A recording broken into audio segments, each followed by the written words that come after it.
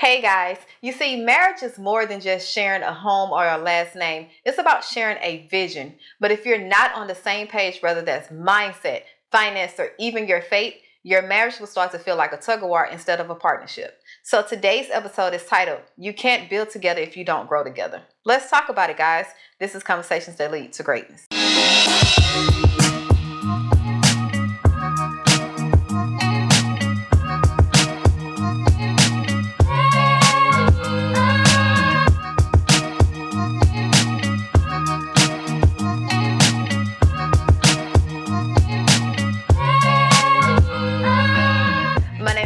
Smith. And I'm Lester Smith. And welcome to our podcast where we educate, motivate, and inspire you to break free of your limiting mindsets in marriage, faith, and finance that hinders your ability to create the life you desire. Now, today is a marriage topic, guys. We give into your marriage, okay? And we're talking about the importance, I can't say that word. Importance of being mentored together or even just growing together in your marriage. Mm-hmm. Because it comes a time where you just get settled and you just get content in your marriage and one person stops growing and then you come into a tug of war on your views on marriage, mindset, or even your faith. Or even how you handle your finances. Your views are separate. So now you're at war with each other. Mm-hmm. So that's what we're talking about today. And we first going to start off, if you have not, subscribe. Mm-hmm. That's the first thing you gotta do. Why not? That's it. Why not? What you waiting on? Why? Y'all done been shacking up with us for way too long. It's time for you to go ahead on and press that button. Yes. Press that button. Come on, marry us. Yeah, we'll go ahead and let's get married. Yeah. Mm-hmm. Okay, so the first point. Yeah. I want to start with the silent killer, and that's misalignment. Okay. Many people are in a marriage building two different dreams, two different visions, mm-hmm. right? Mm-hmm. You work on your own vision, I work on mine, and let's just hope it collides at the end. Mm-hmm. Like that is a silent killer in your marriage because if you on two different accords, right? Yeah. Y'all not talking to each other, y'all don't have any shared values, it's going to lead y'all apart. Mm-hmm. And then once you get to the point where you're apart, it's hard for you to come back because you are two different people now. How you know that? How do I know that? Mm-hmm. Because experience. Because I was growing and he wasn't. I think she said that. So I was growing and he wasn't. He was very stagnant. You know, I was the one growing spiritual, mentally, and financially. But he was so stagnant, like stuck in his old ways. You know, praise the Lord. You know how that goes. Praise the Lord. And it led me to being frustrated. So that made him change. Yeah. That's my story, and I'm sticking to it. I like how you turned that around. I love that. It's my story. Yeah, you can't tell my story. Well, if they go back and watch all the other episodes, they'll see that story is backwards. And I was the one growing, and she was staying stuck. I'm like, come on, what you gonna do, man? What you gonna do? So she say, that go back to when I first started really working out, going to the gym, and I just kept going. Don't do that. Yeah, I just kept going to the gym. First I started walking. I started walking outside, going to the park. I just hit her up. Hey, you want to walk with me today? I'm gonna come home. I'm gonna probably eat me something, and I'm gonna go to the park and walk. I started out walking in the park, and then I started going to the gym. Because I had already had a gym membership, but I wouldn't go. And then I started going to the gym more and more and more. I started going more days. And she originally went down to the gym with me to follow me. To see who I was seeing down at the gym, but it wasn't nobody. I was seeing them weights. Yeah, I was seeing them weights, but that just goes to show you that as one person is growing and the other person is not, either the other person gonna come on get with the program or they gonna stay stuck. Get left behind. Mm-hmm. That goes to show about this one guy that we know at the gym. He's growing and his wife is just stuck. Yeah. They older. They've been that way forever. And it comes to a point where he done grown so much and she kind of just stuck.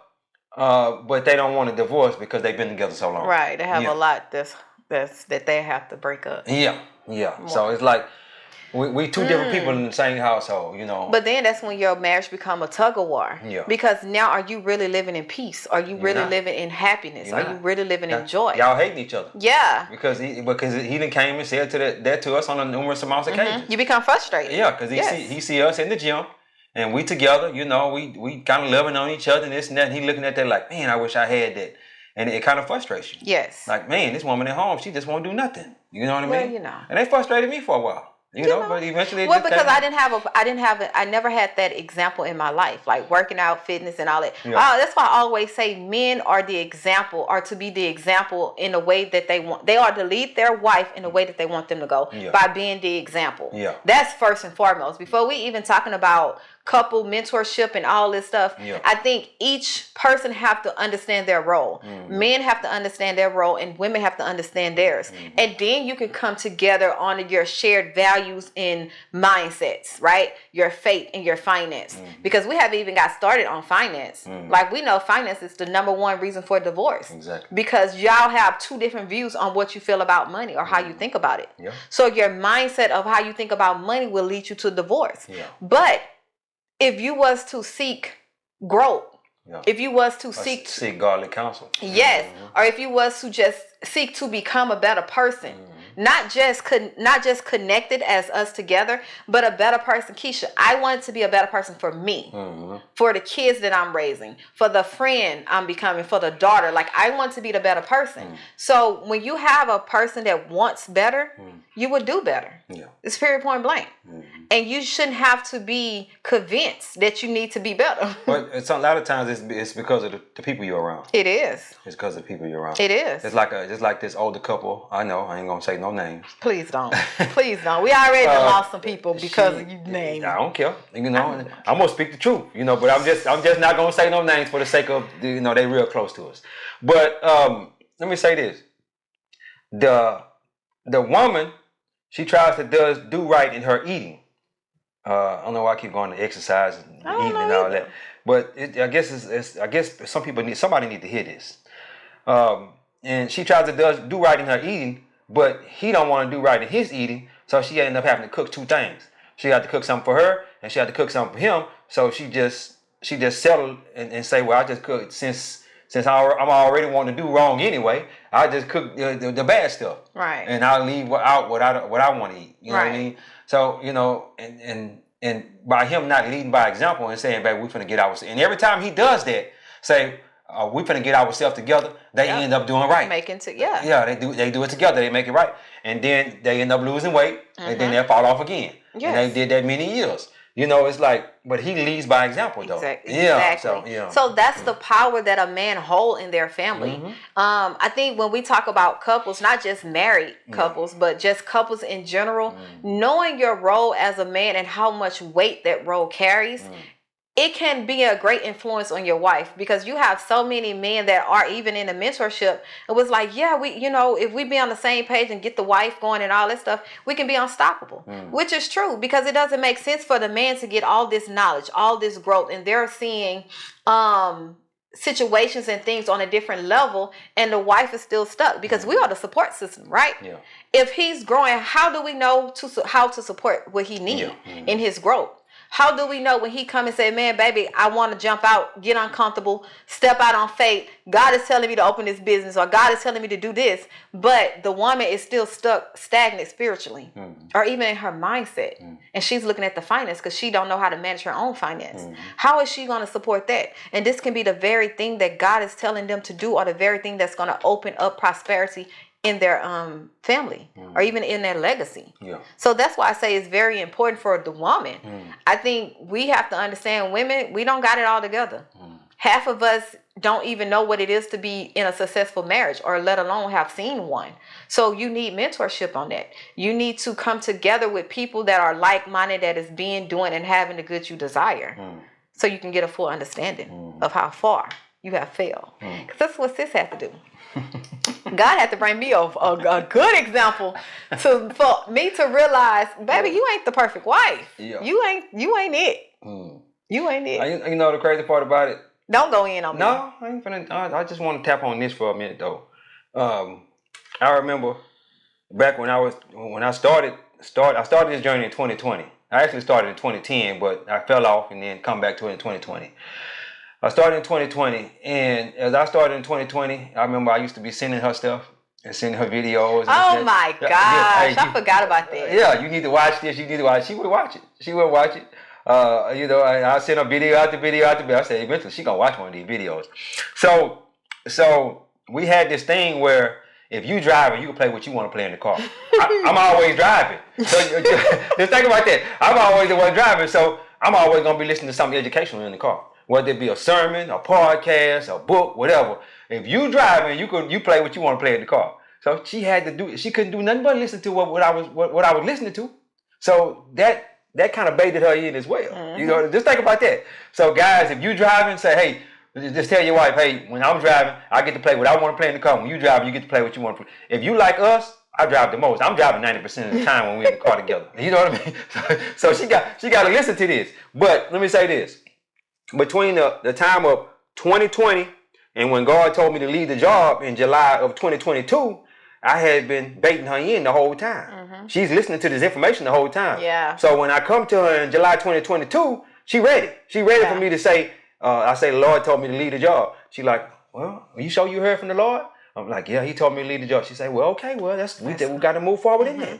I'm like, okay, well, but just imagine if I wouldn't have been baiting her in that whole time for that 2.5 years, then she wouldn't have been ready when I come to her in 2022 and told her that. And hey guys, I hope you enjoyed the episode. We have a very special announcement for you. Yes, guys. So we're so excited to announce our new mentorship program where we help individuals and couples break free of their limiting mindsets in marriage, faith, and finance that is hindering their ability to create the life they desire.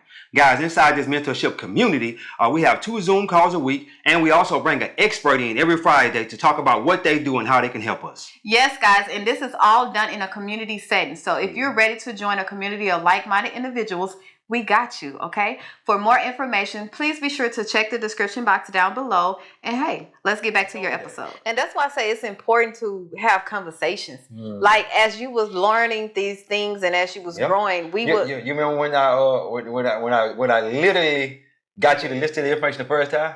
Yes, and we actually talked about it. San Antonio. No, Austin. It was Austin. We went to the Oasis in Austin. Yeah. And we actually conversated about it. We actually had a deep conversation, and it's new. When something is new to you, it's our automatic thing is to doubt it. Is to find something wrong. Oh, this is too good to be true. It's to go automatically go to the negative part. So when we discussed that and I seen how you thought about it, and I'm just like, well, that's the life I want to live. If you don't know what life you want to live unless you're exposed to it, right? Unless you know some kind of idea about it. You read about it, you look. You got to have some kind of vision about it so you can understand it. Man, this is the life I want to live. Now that I understand this is the life, what do I have to do to become that person or to get that life? And that's when the change, girl. That's when the journey started. That light bulb went off. Yeah. I never will forget that day. That light bulb went off. It did. She you couldn't stop me then. Hey, look. It's a 2.5 hour ride to Austin from Houston, where we live at.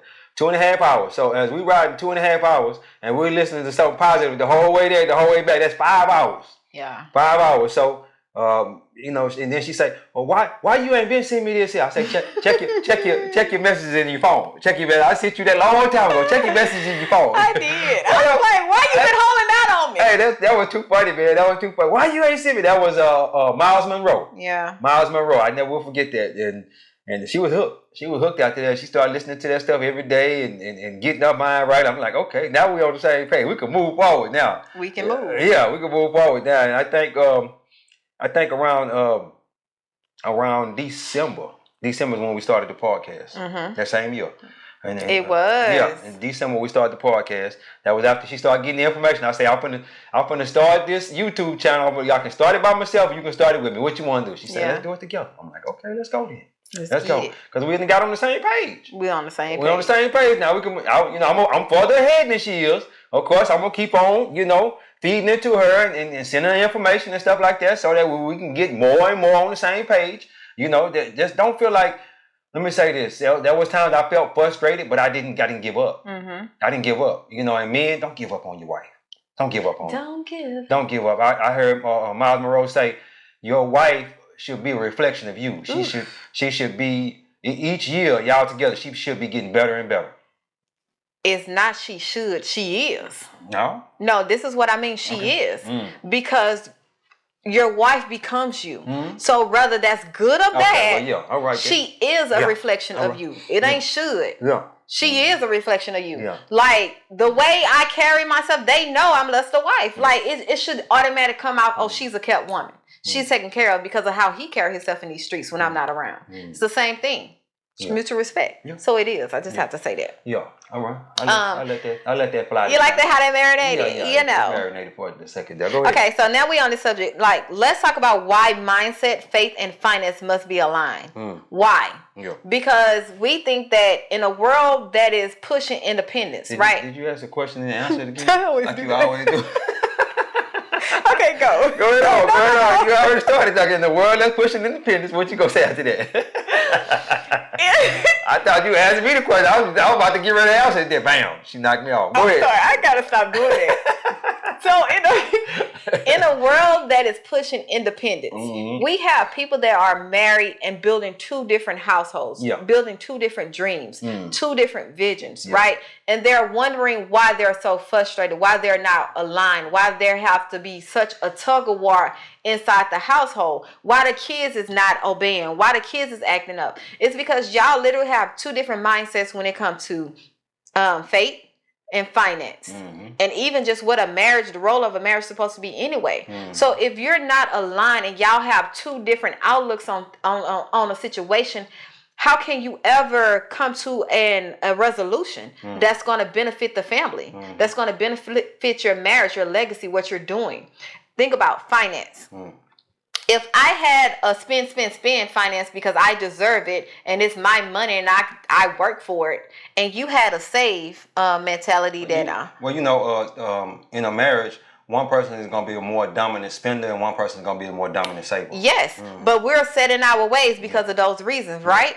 So now we're trying to, let's say, purchase our first home, or purchase rental property, an investment property that's going to be left to our kids to build generational wealth, because now everybody want to build generational wealth, right? But we can never accomplish that goal because I don't understand that, hey, we need to sacrifice. Hey, I need to save. Hey, we need to put this amount of money allocated to down payments. Hey, I can't be going to Starbucks every day. Yes, if I don't understand that because I have this me. This is my dream. I want to be comfortable. I want to have self-care. I want to buy a bag. I want to do what I want to do, right? And now you're frustrated because now all the weight and all all the weight is now on you to save. Because as a man, you know you're going to have to financially set your family up. How is that going to work in a marriage? It's not. Exactly. It's not. It's going to lead to a tug of war because now I'm going to feel like you trying to make me not save or whatever. So now I'm mad. So now guess what stops? The sex stops. Now it's attitudes. Now it's popping off. You see what I'm saying? No one is doing their husband or their wifely duties. And it's a trickle-down effect. So that's why you have to be aligned on these topics. 50% of marriages end in divorce. 50%. So if you get married today or next week or next year, there's a 50% chance you're gonna get a divorce. When a married couple that prays together, it's only 2% they end in divorce. But one way you can alleviate their problem, kind of, what am I trying to say? Slow the process down is to learn finances before you get married. Or even learn it together as y'all getting married. If y'all already married, go ahead on tackle the finances now. And let me tell you what I mean when I say that. Right before we got married, I jumped into finance. Started listening to Dave Ramsey, started listening to everything he had, and this and that. And I'm like, hey, I come home one day, I say, hey, babe, I'm always the person that I'm going to say, baby, this is what we're doing, and let's move forward in that. This is going to better our life. And I just come in and say that, but that last time it was a little hard. When I started in 2020, it was a little hard. I was sitting at the step, but, It was different. It was different for both of us. Yeah, it was different. New information. Because you had the babies, and I didn't want to put no strain and stress on you and all that, but, just trying to, come on, let's go, let's do this, But when I come home, I say, baby, we finna cut the credit cards up, and we finna save, we finna pay this house off. Guess what? We did all of that. We saved, save, cut the credit cards up, paid the house off, and saved our down payment for our new house. We did all of that. You know what I mean? And then let me say this: 50%. The number one cause of divorce is money fights and money problems. I already told you that. I'm glad we didn't have those money fights and money problems. And the reason being is because we had other issues. Mm-hmm. The small foxes that ruined the vine. We couldn't. The cabinet door was open. She. You What you gotta go with me. What you doing?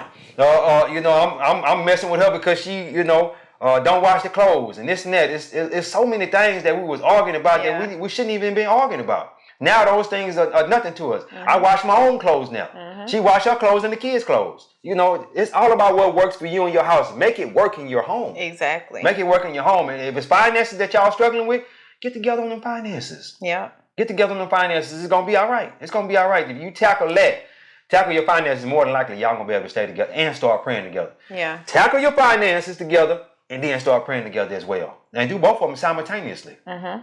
And everything gonna be all right. What you got? Because think about it, when we talk about finance, Mm-hmm. both of y'all get on the same mindset of how you view money, meaning you view it as a tool to be used, not a tool to be stored and to shine and pop out. Yeah. Man, think about how much you can accomplish in y'all legacy. Yeah. How much you can give to your kids. How much you can give to other people. Because as Christians, we always want to be, I want to give. I want to be this. I want a heart like Christ, right?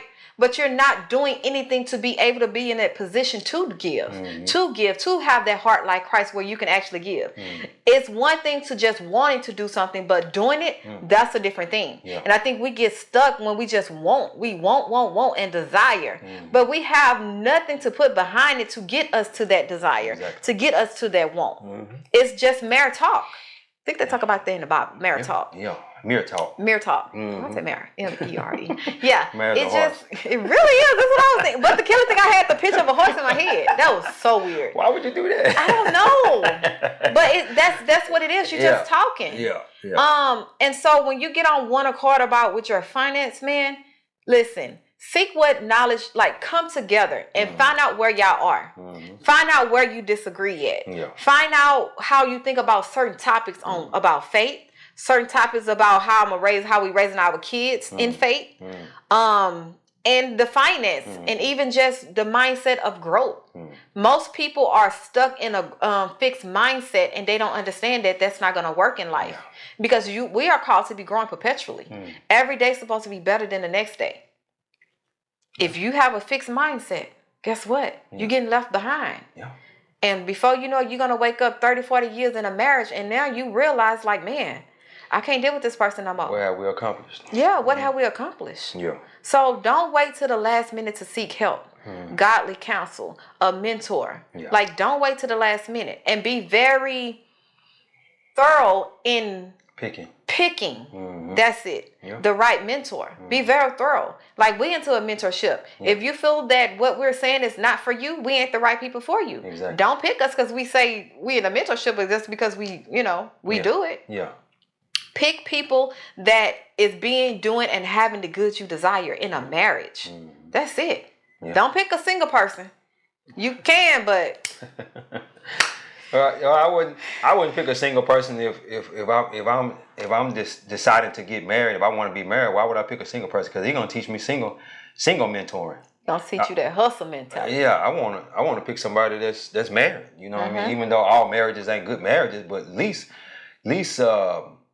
is going to be blessed by God. You know what I mean? Yeah. Versus you picking a mentor that's out here ripping and running with all these different women and all that kind of stuff. And just telling you what to do and they not doing it. They ain't doing it. Exactly. Yeah. Hey, that was what's that guy? He was actually famous. You talking about that? You used to send me his stuff all the time, and then he got blasted and knowing that he been cheating on his wife all that time. No, you and your sister Pooh was talking about that dude. I thought we was too. I forgot his name. But but this is how crazy it is. Yeah. He's literally back giving women advice, and he's back up here to his status. Yeah. That is the craziest thing to me. You know what? They say that what's that guy named the guy that kind of like your girl Tiffany Montgomery, the black guy. What's his name? He's Philip Anthony Mitchell? No, not him. I can't think his name. Yeah, I don't know. It'll come to me in a minute. But the guy with the eyes. The dude with the eyes. The eyes? Yeah. He got pretty eyes? They got a light color. You say they was pretty. I don't know. Light color eyes. I can't think his name. But anyway, let me say this. With as far as the your finances are concerned, you should be You should be living off 80%. 80. 80% of your finances. Not the whole 100. Not the whole 100. Let me tell you what I mean when I say that. You should be giving 10%, whether that be given to your church or given to something, some kind of organization or something. If you're a Christian, we give tithes. If you're not a Christian or some organization, something, some way you should be giving. And 10% you should be saving. I'm not necessarily saying you should be saving in the bank. You should be saving that 10% until you can find an investment to put it in. Yeah. You understand what I'm saying? So that's 10% of both of y'all's income. So if both of y'all making $100,000 together, y'all should be saving $10,000 a year out of the $100,000. And then the other 10 should be given, in your church or whether, like I say, whatever you're into. But that 10% that you're saving, you putting that up. You putting that up until you can find an investment to put it in. You might want to save for a rental property. You might want to save for whatever. And if you can live on less than 80% and maybe live on 70%, then you can save another 10% and maybe use that to pay your house off or something of that nature. The less you can live on, the more you can have to pay down debts and save and stuff like that. And buy assets. I remember when my income doubled. I was working. I was in the truck, and then I went to the crane. My income went from $100,000 to $200 and something $1,000. We kept living like we was making $100,000. And guess what we did with the rest? Paid the house off and paid other debts and stuff down. So you gotta, the majority of people when they get that big raise like that or something like that, they just ball out.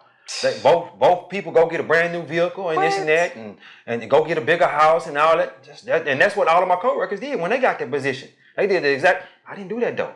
I'm glad I did that because I didn't know that God was going to call me to leave the job and step out and do what He wanted me to do. I didn't know He was going to do that. But just imagine if the house wasn't paid off.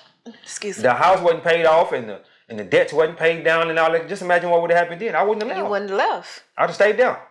So it wouldn't have been about what she was talking about. It would have been just like, no, I can't do that. Lord, I can't do that. I'm sorry, I just can't do it. And that's the way a lot of people are. That's the way they can't do what God called them to do because they robbing Peter to pay Paul. Ooh, robbing Peter to pay Paul. Yeah, in a bad financial situation. The Bible says the Lord brings wealth without painful toil for it.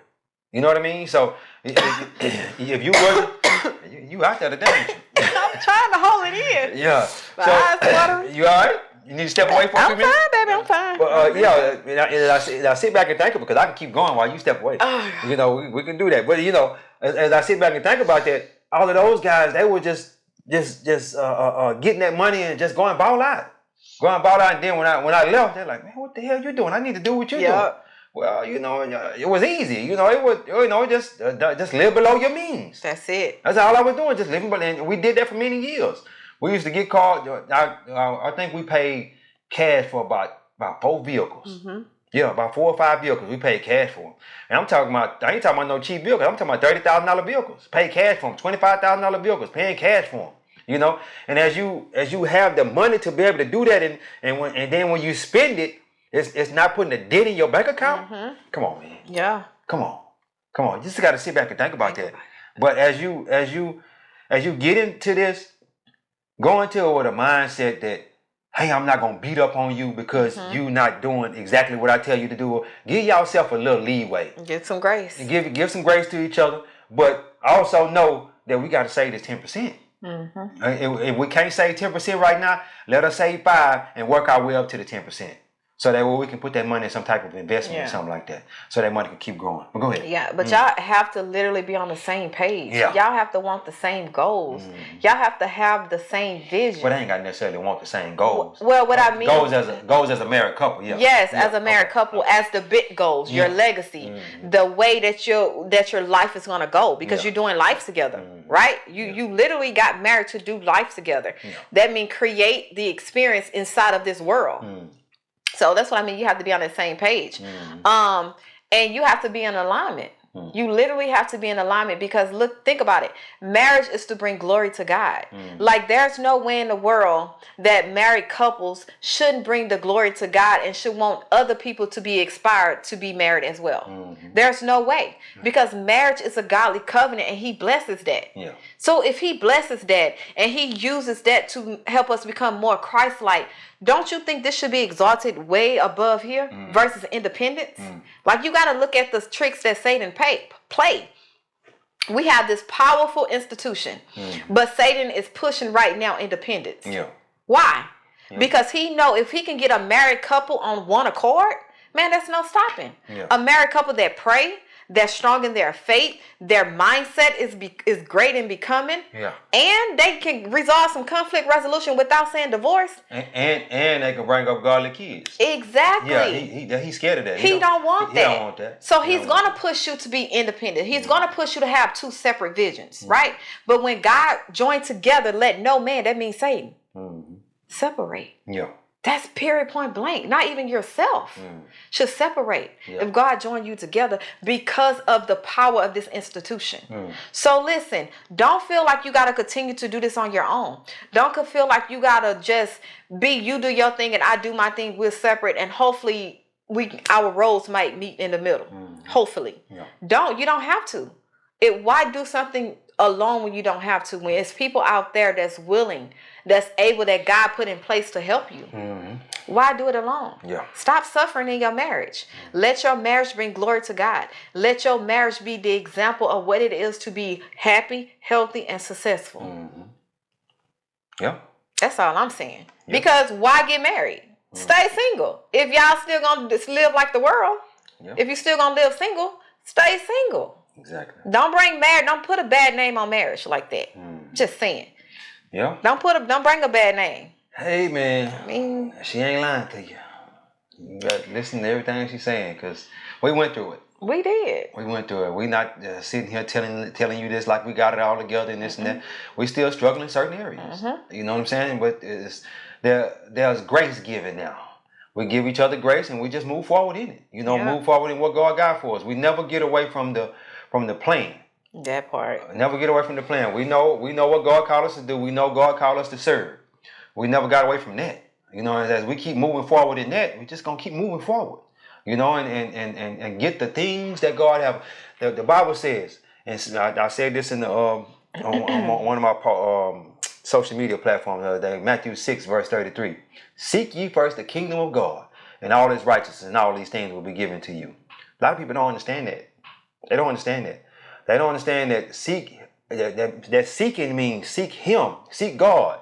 Whether it be marriage, y'all seeking God together, y'all seeking God separately, but y'all seeking God. And what do God want me to do? How do He want me to react in this? How do He want me to react towards my wife? How do He want me to react towards my kids? How do He want me to react towards the people in the mentorship? How do He want me to react when people cut me off on the freeway and stuff like that? How do He want me to react? And as you keep seeking Him, I've had many people come back to me and apologize and say, man, I was wrong. I was wrong. You was right, you know, because the Bible says, I'll make your enemy your footstool. That part. You know what I mean? I'll make your enemy your footstool. So as I just keep moving forward, man, I was wrong, bro. I was wrong. And I'm sorry. And let's just move forward in that. You know, and this and that. So I'm like, okay, well, let's go. Let's go. And no sense in us dwelling on it. And I was always the type of person that even though me and you are getting argument at work or argument, I argue with people, I can be cordial towards you anywhere we go. Anywhere we go, I can be good. Now, my wife, now she hey, I'm delivered. don't go there. I'm delivered. Now, my wife, she a different person. She could, you know, she'll pass by you like she don't even see you. And I'm like, I come, hey man, what's going on? Because let me say this. As you try to sit up and avoid certain people, you understand what I'm saying? They living rent-free in your head. They living rent free. I'm gonna go to this party. I'm not gonna say nothing to this person. I'm gonna go to this. I'm gonna go to this family gathering. I'm not gonna say nothing to this person. And this and that. I remember recently we had something at the house, and before everybody, you know, some people in the family that just, you know. So before they came, I just walked around the house praying. Walked around the house praying, speaking in tongues, just getting ready for them. And guess what? It was no problem that day. Peaceful. It was peaceful. It was peaceful. The peace of God surpasses all understanding. Yeah. And there was a peace in this house that day. That was so peaceful. Wasn't nobody arguing about nothing. This and I'm like, man, okay. All right, I got to start doing this every time. Right. And I'm gonna do it more often. But anyway, go ahead. You need to do it for Easter. You got Easter coming up. Well, that's it. It's somebody else's house. Maybe we can carry the same anointing or the same peace over there. Well, we'll pray on the way over there. We definitely do. So just know that if you have a house that's full of the peace of God, just go ahead and start praying for them outside people coming, them worldly people coming to your house. Because it's up to you to let that come into your house and disturb the peace that's in your house. Because guess what? They can come in your house and leave something there that ain't even supposed to be in your house. Yeah, oof. That's a whole nother subject. Yeah, we can do a whole episode on that. That's a whole nother subject because we're fighting battles in our marriage that ain't got nothing to do with us. Ain't got nothing to do with us. It's just somebody else implanted that into your life. Exactly. And now you watered the seed that been planted, and now you're reaping that harvest in your marriage. You know the crazy part about it could have been done generations ago, and it's never been broken. Never been broken. Never been broken. But you know, it's up to you to break it. That's why people are always saying now this is the big thing. I'm breaking generational curses. I don't even think they understand what that means. They don't understand that. They just saying it. It's the new thing to say. Yeah. It's cute. You feel important. Exactly. It okay your suffering. Exactly. It's okay you being where you are. Like, no, baby. When you break generational curses, it's a battle. It is a spiritual warfare. Yeah. Do you not understand that? Yeah, people don't even understand what they're saying. It is a war. Yeah. That you gotta go in the spirit realm and then in the natural that you gotta go through. It's confronting some ish that you didn't even know. Yeah. Like you dealt with. Man, please. Let me say this, and I'm gonna let her finish it out. Yeah. I had to break a generational curse of alcoholism. That. My daddy died of cirrhosis of the liver. I only met him one time. Then they called me when he passed and asked me was I gonna bury him. No, I'm not gonna bury him. I'm 22 years old. I don't even have no money. Yeah. So how am I bury him? You know what I mean? But I had to break and the crazy part about the crazy part about it, I can't even talk, is it almost got me. It almost got me. The Lord had me to stop drinking for a whole 8 months, 9 months. He said, hey, you need to stop. You need to stop. It's grabbing hold to you. Now I can go back with the drinking, just drinking a little bit. But you know, some people say don't flirt with it and this and that. That is for some people. You gotta know your temptations. Exactly. Your weakness. And if I feel like it's getting back to that point again, or even getting close to it, I quit it again.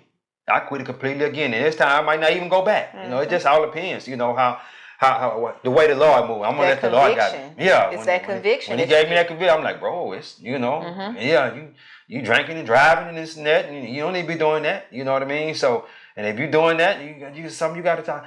Me and my wife, we sit and drink at the house. Yeah. We have us a drink at the house, and we just be chilling. You know what I mean? And we ain't doing all that. We got the pregame before we leave the house. Turn up. Let's get it, baby. Yeah. We got to do all that. And I was taking me and my family somewhere that I wouldn't that didn't even have nothing to do with me. Yeah. That didn't have nothing to do with me. Nope. I didn't drink till the age of 36 years old. Literally. I'm 44 now. I didn't drink till the age of 36. I'm struggling with something that don't even have nothing to do with me. Let me tell you, this just dropped. Yeah. Because at the age of 36 was when our life changed. God called that purpose. No, not even just that. Yeah. God it's like Satan knows where we're going, right? Yeah. He know the things God has for us before we do, because he's in the spiritual realm, right? Yeah. And he knew that if I can get you off, because 36 years you didn't have a problem with drinking ever. No. I never drank before. So this generational curse knew when to rise right at the point when you finna change and become who God called you to be, to step out. Yeah. And that's what happened with generational curses. Yeah. You don't see nothing that is laying dormant, waiting for the right time to sabotage your progress, to sabotage your calling, to sabotage where God is calling you to. It's waiting on that right time. So don't ever underestimate the power of a generational curse. Y'all think it's a game, but until you rise up, you're going to see something different. Yeah. You're going to wonder why you keep making the same decisions over and over again. And then you're going to look back from generation to generation and knowing that it's a generational choice. Yeah. It's a choice. All you got to do is make another choice. Man. Simple. You know the thing about it? That came on me at 36. I started drinking when the baby was born. 36 years old. God called me to step out at 39.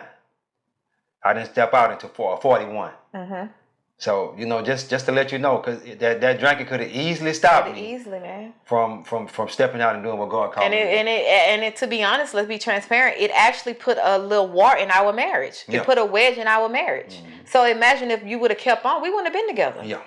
So listen, the devil know what can take you out. Yeah. He know. He damn near took me out. He took this whole thing out. We wouldn't be who we are today. Yeah. But you gotta grab a hold to it, man. Grab a hold to it. You know. The thing about it, my mom she was on drugs. I'm glad I never got on that.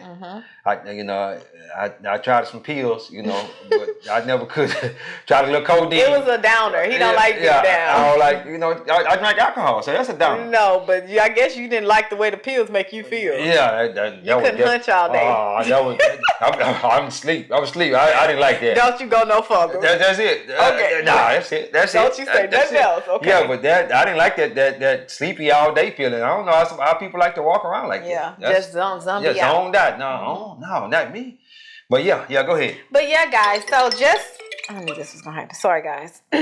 So just a couple of, some words for people or a couple that feel like they're off, that they're at their breaking point. Listen, you're not broken. Yeah. You just misaligned. That's it. Yeah. You're not, it's not that you have that kind of problem. You just have a misalignment problem. All you got to do is get an alignment. Yeah. Become one. Become on the same page with your mindset, your faith, and your finance. And watch how God work. Watch how things change. Just say yes. Just surrender. Stop feeling you have to do it on your own. Put your pride aside. Put your ego aside. Compromise. Yeah. And get to work and becoming. And seek help. Yeah.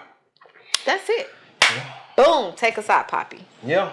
Guys, we starting a new thing in the mentorship.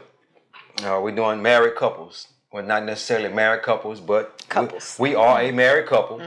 And it don't necessarily have to be couples because... Okay, I got you. Yeah, because it might be somebody who want to get married and they just trying to get ready before... Inspired. Before they Boaz come or they root come or something of that nature, So we're going to start doing more of that in the mentorship. More married couple nights and stuff like that. And that's the way God is pushing us. So if you want to come on into the mentorship, she's going to put it in the description. So and you can come in and see what's going on, coming. And the crazy part about it, you can come in for $97 a month. That's it. And then you can cancel anytime. So if you don't like it, you're like, this ain't for me. Just jump on out the next month. That's it. That's just what it is. And you might say, well, why are you advertising that? Because I don't want to hold nobody that don't want to be. No, you don't want to be. Yeah. Ooh, don't want to be. If you don't want to be, I don't want to hold you. Don't want to be. And if I took all your money up front, then you got to stay there, or you just lose that money. I'd rather for you not lose the money and say, man, Lester messed up me, man. No, or Lester Keisha messed up. No, that ain't what we want to do. But guys, come on in. Come on in. We'll be happy to have you. The water just fine. Yes, it is. But don't forget to like, share, and subscribe. Yeah. Don't forget to like, share, and subscribe. And also, too, we're going to continuously keep making these YouTube videos. So if you say, well, y'all YouTube channel is enough for me, that's cool, too. We ain't going to stop making them. No. Like I said, don't forget to like, share, and subscribe. God is good. Life is good. When we look good, we feel good. We live in a life of abundance. Peace. Bye, guys.